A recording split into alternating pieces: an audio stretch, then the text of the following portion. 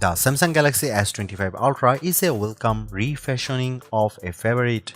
It's got a bigger screen and a clean design that better reflects its family. The biggest update, though, comes through a generous helping of AI that touches both hardware and software.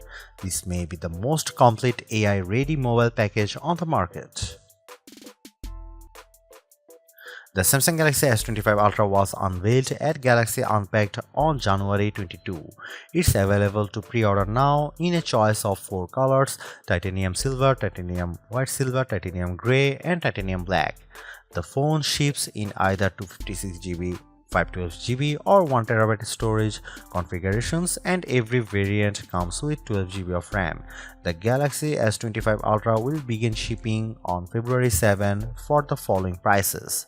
The 256GB variant is $1,299, the 512GB variant is $1,419, and the 1TB version is $1,659.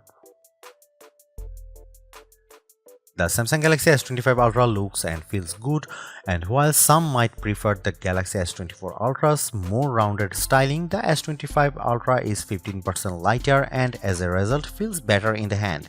It's also still rated IPX68 for water and dust resistance. Samsung has mostly chosen to leave the screen technology as it is, covered in more scratch-resistant Gorilla Glass Armor 2. The display still has a sharp and pleasing QHD Plus resolution, but it is slightly larger than the S24 Ultras at 6.9 inches instead of 6.8 inches diagonally.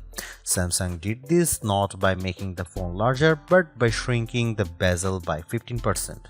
It is still an adaptive refresh rate screen, moving smoothly from 1Hz to 120Hz on an as-needed basis.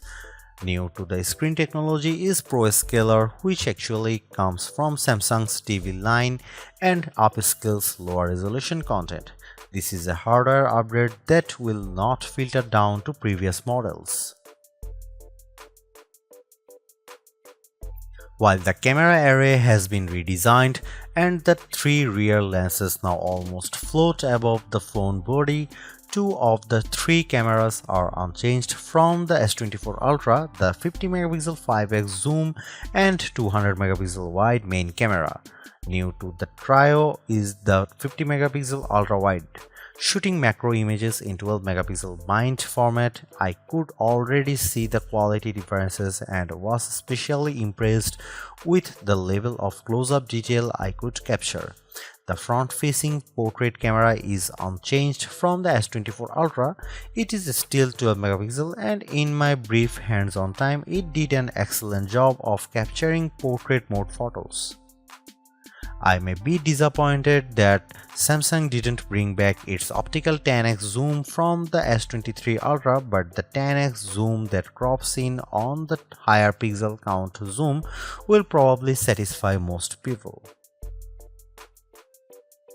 Battery size is unchanged from the S24 Ultra, but Samsung says we should expect better battery life from the Galaxy S25 Ultra thanks to the Snapdragon 8 Gen Elite's 3nm process and the new 40% larger vapor chamber that Samsung has paired with a thermal interface covering.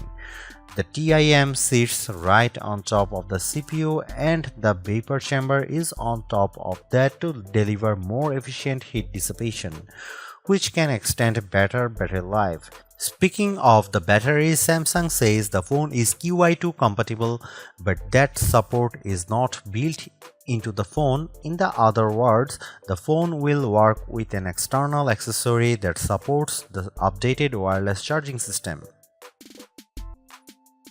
The S Pen is still there, but Samsung has removed Bluetooth LE support because it told us no one was using it. Its main function was to enable you to use the pen as a remote control for shooting photos or controlling presentations. I doubt I will miss it. Otherwise, the S Pen's operation is unchanged. I drew with it a bit on the S25 Ultra and was impressed with the responsiveness.